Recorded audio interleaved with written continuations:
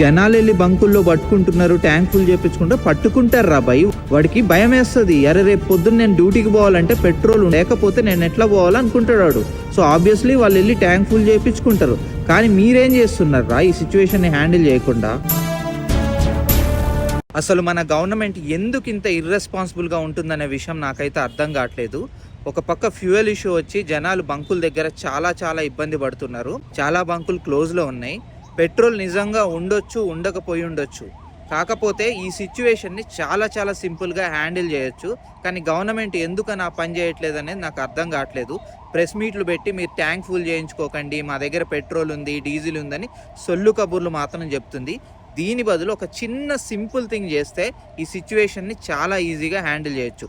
Demonetisation టైంలో ఎట్లయితే per person 2000 cash limit అని గవర్నమెంట్ పెట్టిందో సేమ్ అదే విధంగా 2 వీలర్కి ఒక 2 లీటర్సు, అదే 4 వీలర్ లైట్ వెహికల్స్ అయితే ఒక 10 లీటర్స్ 15 లీటర్స్ లిమిట్ పెడితే ఈజీగా ఈ సిచ్యువేషన్ని హ్యాండిల్ చేయొచ్చు.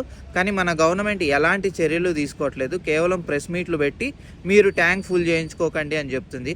ఒక పక్క అసలు పెట్రోల్ బంకుల సైడ్ నుంచి కూడా లూజ్లో మీరు పెట్రోల్ డీజిల్ కొట్టకూడదు, కానీ ట్యాంకులు డ్రమ్ములు అసలు లూజ్లో ఎందుకు కొడుతున్నారు?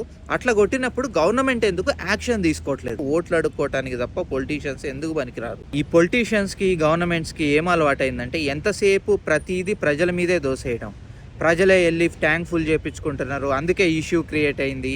ఈ కుంటి సాకులు చెప్పే బదులు మీరు ఒక ప్రణాళిక సిద్ధం చేసి ఫ్యూ రెస్ట్రిక్షన్స్ మీరు విధిస్తే సిచ్యువేషన్ హ్యాండిల్ చేయగలుగుతారనమాట.